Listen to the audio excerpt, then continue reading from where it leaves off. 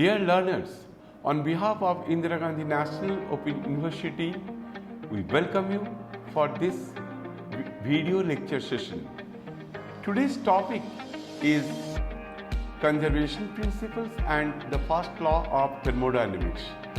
I am Subhashish Maji, professor in Mechanical Engineering of School of Engineering and Technology. Today, we will discuss about the 7th module of the course Thermodynamics and its application. After listening to this video lecture, you will be able to understand the concept of conservation principle and the first law of thermodynamics. You will be able to state the conservation of mass. You will be able to explain the first law of thermodynamics for a closed system, and also you will be able to define perpetual machine of the first kind. Let us first define the thermodynamics. The science of thermodynamics deals with the relationship between heat and work. Today we are discussing the first law of thermodynamics. This is essentially the law of conservation of energy. That is, energy can be neither created nor destroyed.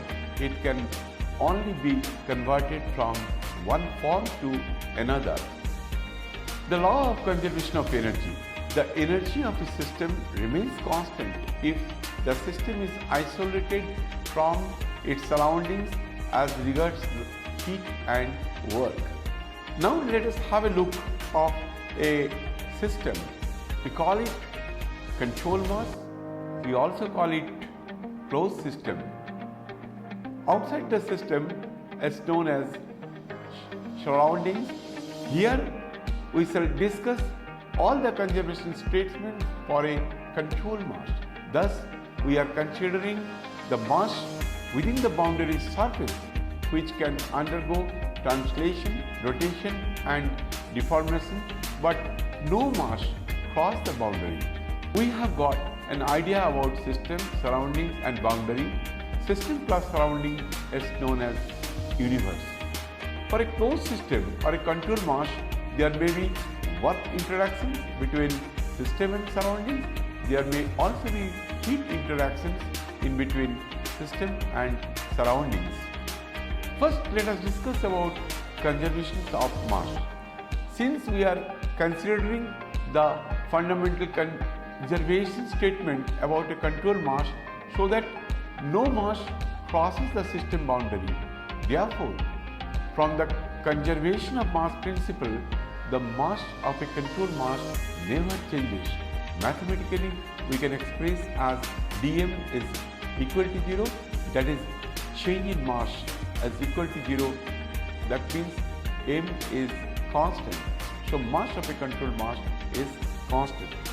See, before further discussions, let us have an idea about the expressions for thermodynamic work. Thermodynamic work W is defined as integral of P dV.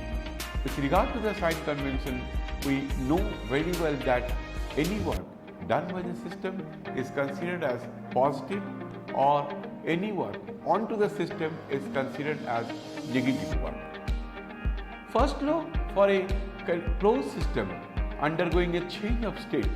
Here Q is the heat input to the system, W is work done by the system. As per sign convention, any work done by the system is considered as positive, or heat input to the system will also be considered as positive.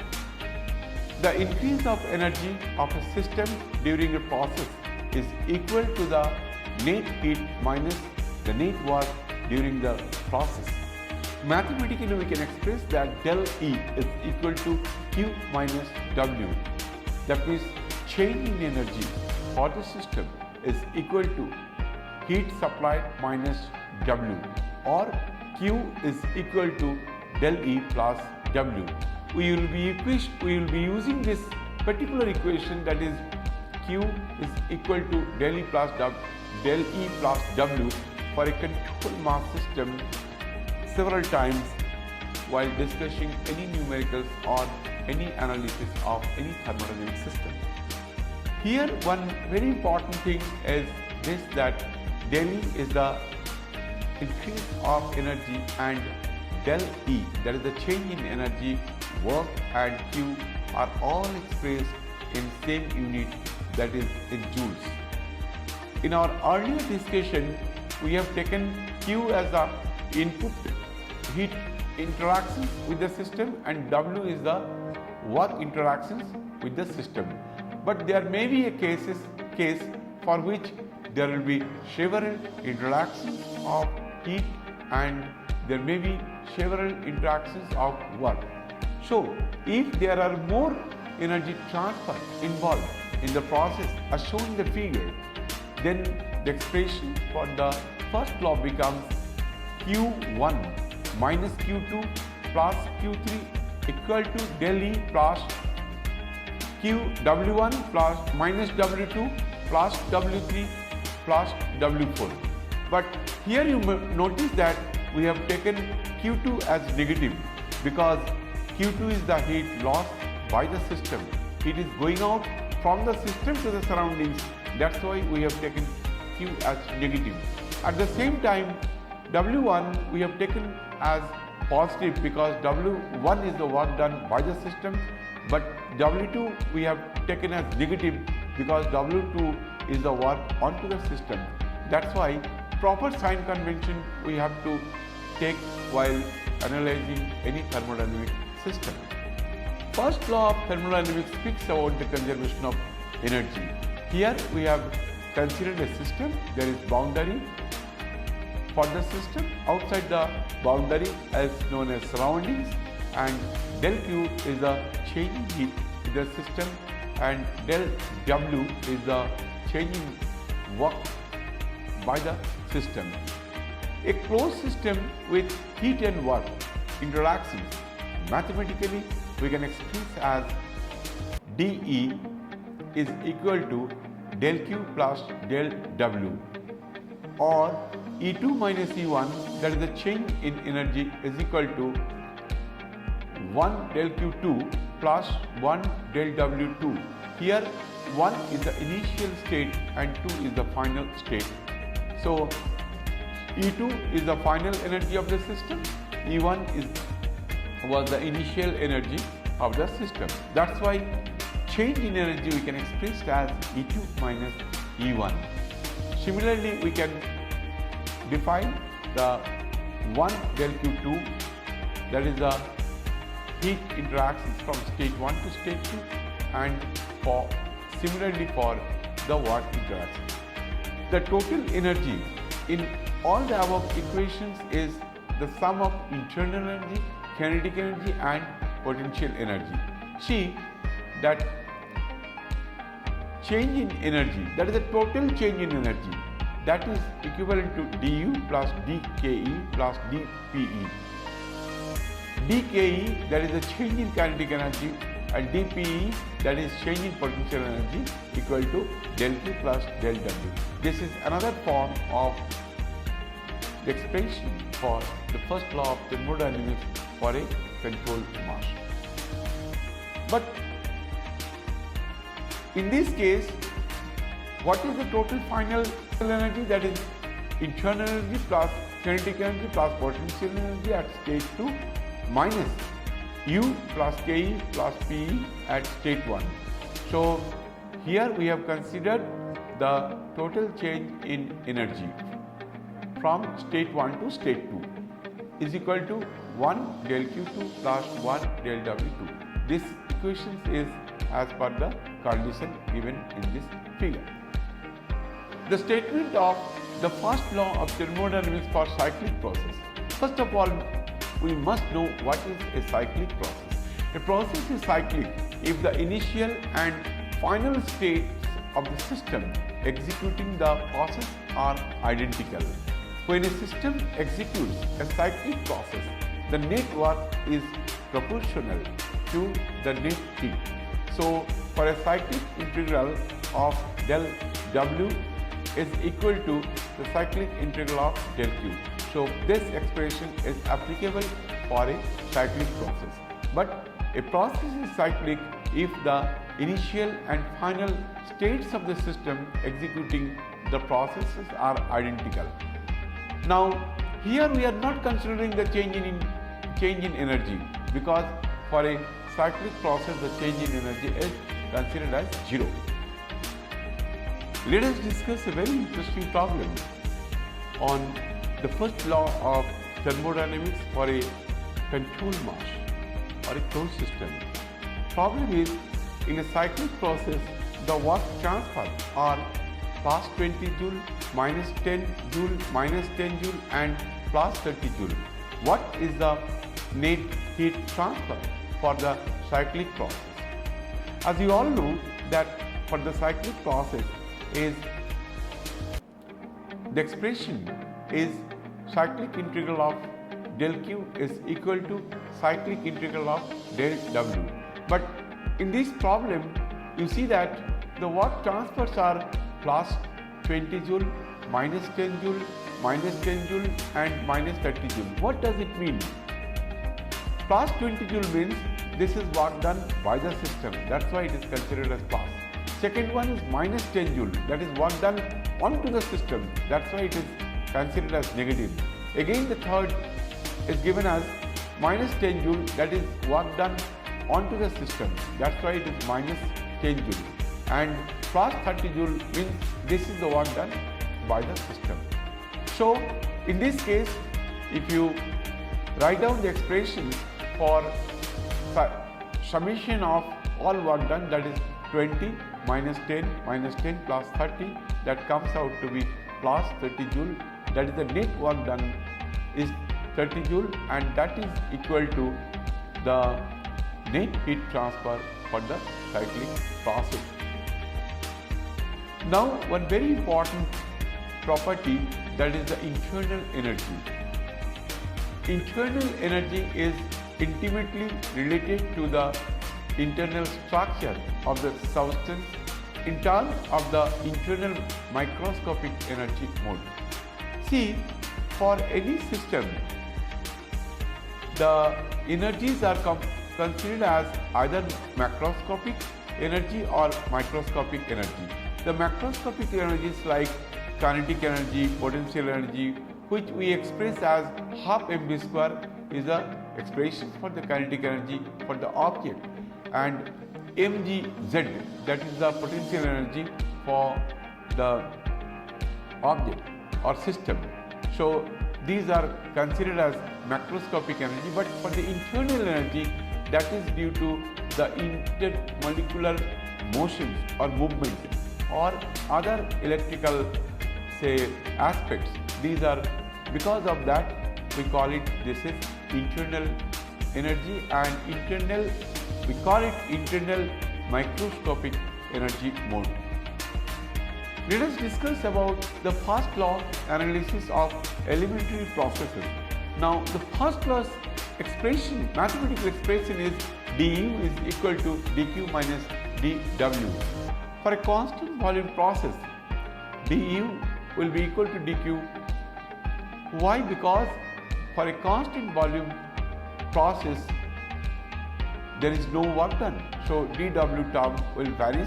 So ultimately, for a constant volume process, the expression for the first law of thermodynamics for a controlled mass is du is equal to dq. Now let us discuss about the constant pressure process. So constant pressure process, the pressure is constant. That thermodynamic process, we know work done is equal to P dV, and du is equal to dq minus dw, but dw we know that is equal to P dV. Just substitute the value of dw equal to P dV in that expression. In turn, we will get du is equal to dq minus dw equal to dq minus p dv.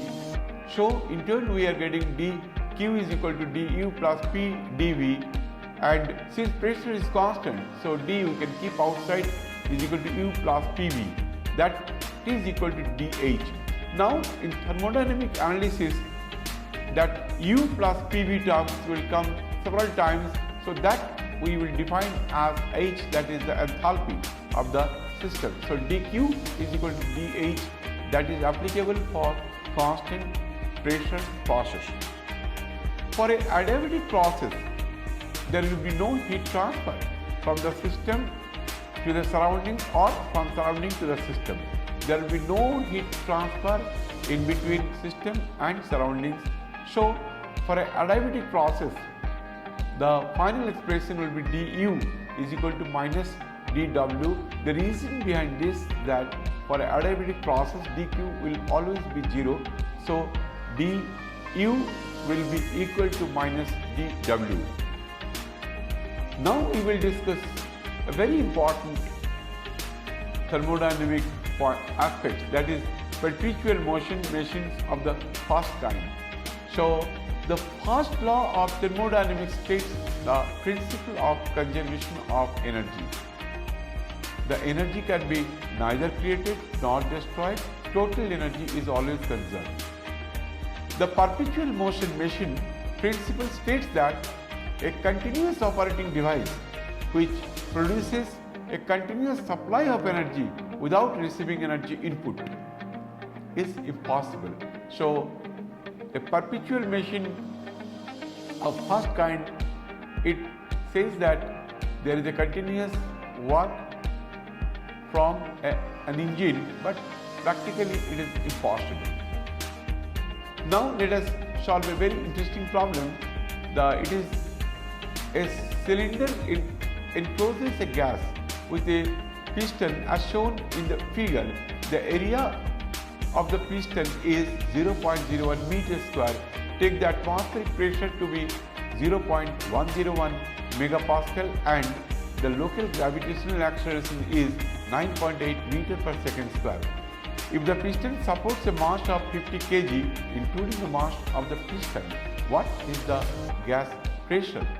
Now you see, the gas pressure will be balanced by the pressure due to the piston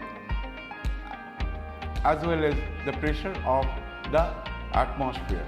So for thermal equilibrium, we can write that the gas pressure is equal to atmospheric pressure plus pressure due to the weight of the mass, including the mass of the piston.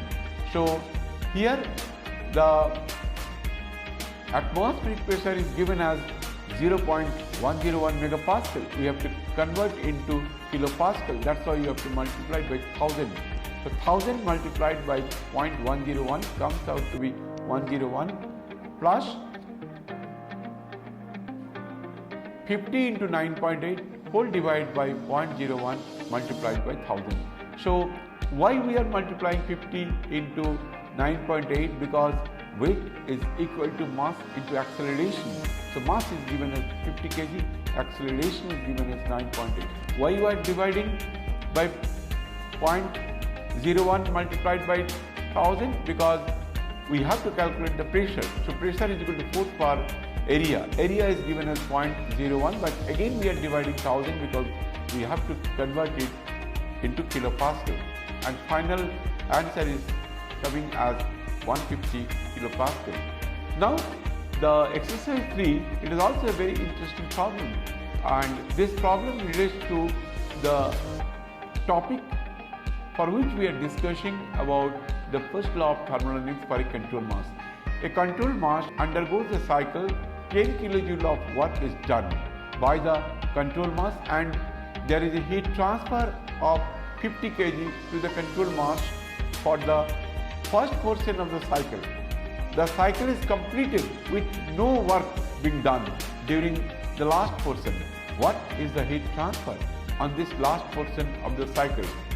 If you consider the first portion of the cycle, there is a change in energy, that is U2 minus U1 is equal to 1Q2 minus 1W2, but heat transfer onto the system is 50 and W is given as 10.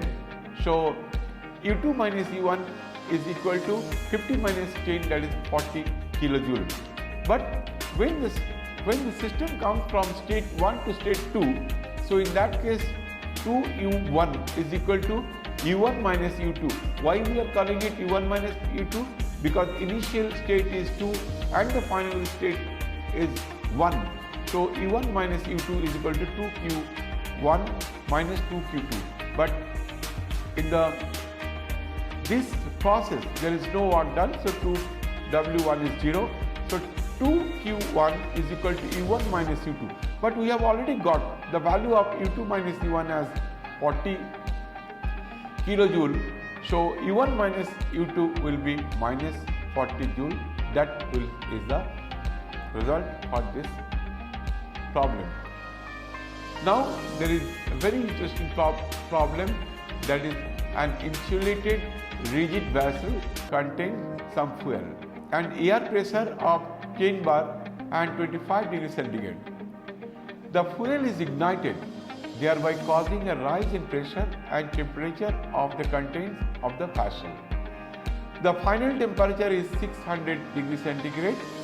Considering the vessel and its contents to be the system, determine the increase in energy of the system. This is the first part of the problem. The second part of this problem is the insulation is now removed. A heat transfer is of 50 kilojoule from the system causes the temperature to fall to the initial value of 25 degrees centigrade. Evaluate the decrease in energy of the system during the process. Now, when you solve any problem, first of all, you write down the expression for the first law of thermodynamics for a control mass. If it is, the problem is related to the control mass or control closed system. So let us see how we can solve this problem. The first law of thermodynamics for a closed system is Q minus W is equal to del E. But for the first case, since there is no work done, there is no heat transfer, so Q is equal to 0, W is equal to 0, so change of energy is 0. But what about the second case? Again you start writing the first law of thermodynamics, that is Q minus W is equal to del E. So, but in this case there is a heat loss from the system to the surrounding, that is minus 50 kilojoule. Why you have taken the minus 50? Because it is the heat loss from the system to the surroundings. So we have to consider proper sign. So del E is equal to minus 50 kilojoule. Now very quickly discuss some objective type questions. Select the correct answer. In which of the following processes will the internal energy of a system remains constant? You know very well that internal energy is a function of temperature.